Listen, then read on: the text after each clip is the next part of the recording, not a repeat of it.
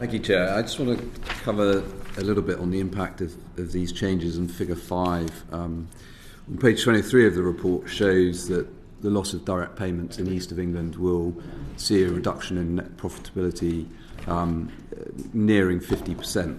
And I've been contacted by an arable farmer in my constituency who wants to see the changes to the basic payment postponed for 22 and 23 until there are well-defined schemes in place. So is your evidence to him, the message to him, that he needn't worry because very shortly he'll have all the detail that he needs to be reassured about the future? Yeah, I think I wouldn't say you needn't worry, which would be patronising, wouldn't it, given the anxiety that we know farmers are feeling. And we don't want to be complacent, as Tamara has said, but I think the answer is, well, again, if nothing else changed and all we did was take direct payments away, then we know profitability and viability of many farms will be impacted. But that is not what the future farming programme is about. It's about boosting productivity. It's about giving alternative income streams through SFI 22, 23, 24 and the other elements. It's about rent changes. It's about diversifying income. And that set of things together will make your farmer, or at least give your farmer the opportunity to be viable and prosperous in future. Yeah, I think the point that he's raising, and Mr. Holden's covered a little bit of this, is a lack of knowledge, the lack of what that actually looks like in tangibles, in numbers that are coming into his farm, his income. And at the moment he doesn't feel he has that confidence. So you ruling out you will suspend these changes? I think we are not going to suspend changes at the moment. I think I would say to the farmer, you know what you can do in terms of productivity schemes. That information is all there. SFI 22, you know what you can do. SFI 23 and 4, you will be very interested in, and we've said it's incumbent on us urgently to put the details out of that so that you can plan against it on the cycles that farmers need to plan. Okay, well, he's got some specifics which I will forward separately to ministers for a response. The other area about the impact here is also on the well-being of people in this sector. Last week, as you'll know, was Agriculture Mental Health Awareness Week. Yana in my own constituency do a lot of work as a charity supporting farmers. I've seen survey data saying the biggest challenge that farmers under 40 think they face at the moment is around mental health. How focused is DEFRA on supporting people in the farming sector through this period of transition? I mean, let me start. I mean, I think we're very conscious of those issues. I'd say that one of our non-executives on the board of DEFRA, Elizabeth Buchanan, brings that very much to our attention as well, and provides quite a lot of input on that. I mean, one of the things that we've put in place is the Farming Resilience Fund, and engaging with partners who can then provide support and advice to farmers. As is one of the kind of elements of what we've put in place. I don't know if you want to add.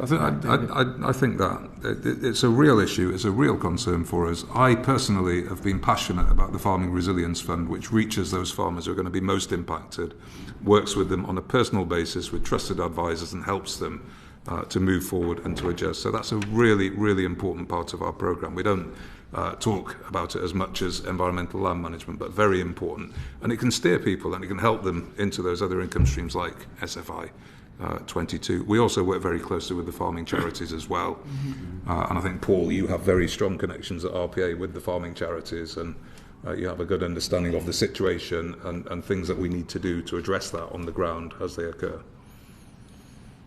Yeah, we've got an ongoing working relationship with the farming charities, both in terms of the service that we provide and getting access to be able to help with that services, but also we have a helpline.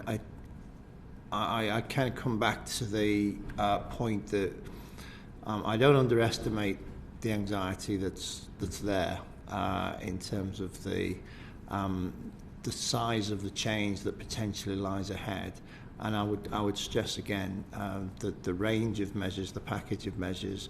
One of the things, we focused a lot on IT systems and performance and payments and the past. One of the things I have spoken about is about the RPA's role in being here to help. Which is an intangible concept, but has very real consequence. And I will make that offer It's not just about the administration of the schemes, but it's about our interface with farmers themselves, and whatever we can do to help.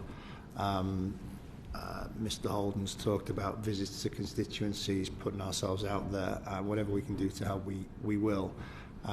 So it's a work in progress, and we redouble our commitment to it. Okay, well, thank you for those answers. I'm encouraged by that. I want to move on. I'm not sure we can go through a hearing on agriculture and farming without mentioning Clarkson's Farm, which has put into spotlight the lives of farmers and the challenges that they face, and particularly some of the bureaucracy and complexity involved, which will be familiar certainly to my farmers and farmers across the country. You talked earlier about simplicity in the design of this. I mean, will these reforms pass the Clarkson test and avoid DEFRA's unnecessary bureaucratic approach, as he put it? I mean, I just thought that is very much the intention. I think if one of the things in the SFI pilot has been about how can we test ways in which we can simplify what the front end looks like, but then as we design further, it's about how can we simplify the processes and what is required. So we absolutely that is at the heart of simplifying the schemes is at the heart of some of the transformation. I think we recognise the criticism. So the schemes, and this is not Paul's fault, they were designed in this way under CAP. Are prescriptive, pedantic, and the penalties there are disproportionate, and there isn't an outcome focus, and those are, the opposite of those things is the founding principles of how we are designing environmental land management. So we are learning from all of that experience. We can't speak for Jeremy Clarkson, but we will have a scheme that is as simple as it can be, as outcome focused as it can be, as practical, as pragmatic, as it can be, and as outcome focused as it can be. Just if I could say sort of one extra thing, which is I think some of the approaches to the programme are very innovative, and we have built in quite a lot of kind of user understanding and working on creating services that are usable by users as expertise into the programme in a way that is quite unusual in government programmes. So I do think that we're trying to set ourselves up to exactly tackle this issue. Yeah, I mean, obviously, its show did underline a lot of this. So, are you sort of prepared to approach a Diddley Squat farm to take them through what your system and mechanism to see if it does pass its test? I think we've been on a visit there recently with Minister Prentice and my programme director, but certainly we're very happy to engage on the new scheme with any farmer. Very diplomatically put, Mr. Kennedy. I think we'll draw a line under that bit, Mr. Wilder. Yeah, absolutely. Mr. Caldwell, earlier we were talking about the payments, and Mr. Kennedy gave I think it was a guarantee that the first payments would go out before Christmas next year. I mean, how are you going to be held to account for that, and what happens if that doesn't happen? Well, I'm not thinking about it in terms of what happens if it does happen. I'm thinking about it in terms of what do we need to do to make it happen. I don't think there's been any shortage of people holding me to account over payments, and I'm acutely aware of that. So I would prefer to look at this from the point of view of what do we need to do between now and then to make sure that happens, and that's what we're working with the department to do.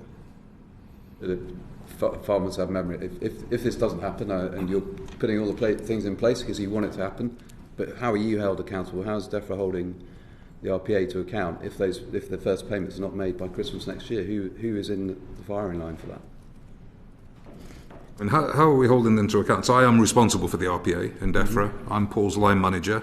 We work together on a daily basis, and this is one of the key things that we talk about, the end-to-end process, including the payments process for SFI. And when I say we do regular readiness reviews, this is one of the things we're always asking ourselves. We have committed to make the payments before Christmas. Are we on track to do that? If we were not on track to do it, then it would raise a question. But our assessment is we are on track, and we will make sure that we stay on track.